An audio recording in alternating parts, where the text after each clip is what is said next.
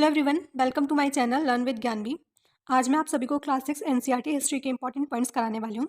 इससे पहले मैंने और भी वीडियोस बना रखी हैं जिसमें मैंने हिस्ट्री के, ज्योग्राफी के और पॉलिटी के इंपॉर्टेंट पॉइंट्स कराए हुए हैं।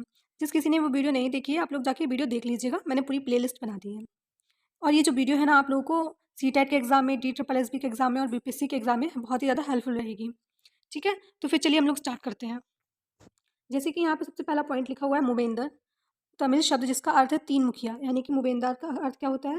तीन मुखिया। ठीक है, इसका प्रयोग तीन शासक परिवारों के मुखिया के लिए किया गया था। ये थे चोल, चेत तथा पांड्या। ठीक है, यानी कि ये मूवेंद्र शब्द किन के लिए यूज किया गया था? एक मिनट। मूवेंद्र शब्द यूज किया गया था चेर, चोल और पांड्या, इन तीनों लोगों के लिए किया गया था। ठीक है, ये लिखा हुआ है चेर, चोल और पांड्या। ये चेर, चोल और पांड्या क्या था? ये साउथ इंडियन, जो हम लोग का जो इंडिया है ना, उसका साउथ वाले पार्ट में क्या था? ये एक वंश था। ठीक है ना, इसी जिस तरीके से राजा वगैरह शासन करते थे।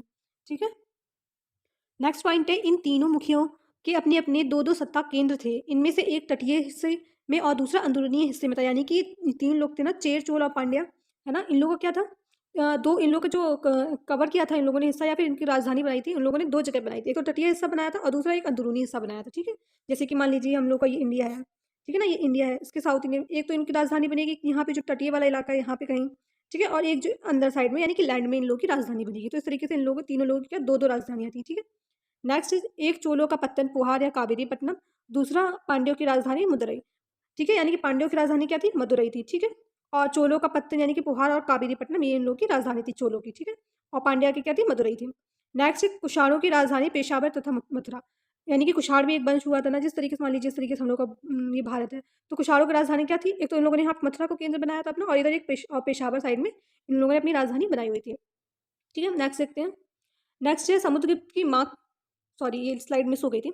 ये वाला देखते पॉइंट, इसमें है समुद्रगुप्त दरबार कवि, यानी कि समुद्रगुप्त वाले लोग आप जानते होंगे, ये क्या थे? गुप्त वंश के बहुत ही प्रसिद्ध शासक थे। ठीक है, समुद्रगुप्त के दरबार कवि कौन था? हरिशेर था। ठीक है, नेक्स्ट पॉइंट है प्रशस्ति। प्रशस्ति का अर्थ होता है प्रशंसा। ठीक है, जो प्रशस्ति वगैरह लिखी जाती है, जैसे कि आपको पता होगा हरिशेर ने समुद्रगुप्त के लिए एक बहुत बहुत बड़ी एक प्रशस्ति लिखी थी ना, इसमें उनकी प्रशंसा लिखी हुई थी। नेक्स्ट पॉइंट है समुद्रगुप्त आर्यभट्ट के उन 9 शासक जिन्हें समुद्रगुप्त ने हराया, समुद्रगुप्त ने हराकर अपने साम्राज्य मिला लिया। अब जैसे कि यहाँ पे समुद्रगुप्त के बारे में बताया गया है, मैंने यहाँ पे शॉर्ट शॉर्ट में बहुत लिखा हुआ है क्योंकि ज़्यादा बड़ा ना हो और आसानी से समझ में आ जाए।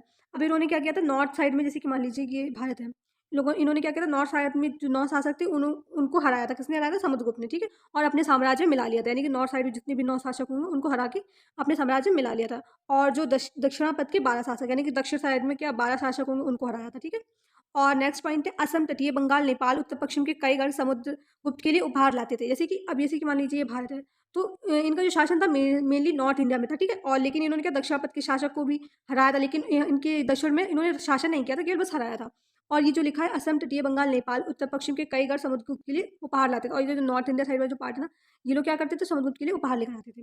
नेक्स्ट है कुषाण व शक वंश के शासक तथा श्रीलंका के शासक ने अपनी पुत्रियों का विवाह किया। ठीक है, यानी कि कुषाण वंश और शक वंश के जो शासक थे ना, उनकी पुत्रियों का विवाह किनके साथ किया गया? समुद्रगुप्त के साथ किया गया। ठीक है, तो इस तरीके से इसने अपना साम्राज्य का विस्तार किया था समुद्रगुप्त ने। ठीक है, नेक्स्ट देखते हैं। नेक्स्ट है समुद्रगुप्त की माँ कुमार देवी लक्ष्मीगढ़ की रानी थी। यहाँ पे रानी मिस हो गया। ठीक है, नेक्स्ट पॉइंट है 58 ईसा पूर्व विक्रम संवत चंद्रगुप्त द्वितीय ने शकों के विजय के प्रतीक के रूप में चलवाया था। यानी कि 58 ईसा पूर्व क्या चला था? विक्रम संवत चला था, लेकिन किसने चलवाया था? चंद्रगुप्त द्वितीय ने चलवाया था। यानी कि चंद्रगुप्त द्वितीय क्या बोलते हैं हम लोग? विक्रमादित्य भी बोलते हैं। ठीक है, कंफ्यूज मत होइएगा, चंद्रगुप्त अलग है और चंद्रगुप्त द्वितीय अलग है। ठीक है, ये चंद्रगुप्त द्वितीय है, ये है गुप्त वंश के, और जो चंद्रगुप्त है वो क्या, मौर्य वंश के थे। ठीक है, और देखिए फिर यहाँ पे नीचे लिखा भी है, विक्रमादित्य की उपाधि धारण की थी जब इन्होंने 58 ईसा पूर्व में, जब विक्रम संवत चलाया था शकों को हरा के। ठीक है, नेक्स्ट है हर्षवर्धन 1400 साल पहले, यानी हर्षवर्धन का काल कब था? 1400 साल पहले, और उनका दरबारी कवि कौन थे? बाणभट्ट थे। ठीक है, नेक्स्ट है बाणभट्ट की रचना हर्षचरित, यानी कि बाणभट्ट ने हर्षचरित की रचना की। इसमें हर्षचरित में क्या है? हर्षवर्धन के बारे में बताया गया है।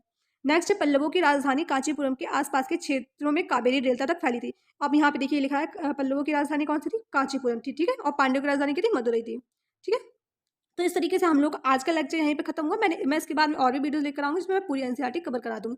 अगर आप लोग ये वीडियो अच्छा लगता है तो प्लीज़ लाइक कीजिएगा, चैनल को सब्सक्राइब भी कीजिएगा और अपने फ्रेंड्सों के साथ शेयर भी कीजिएगा। Thank you.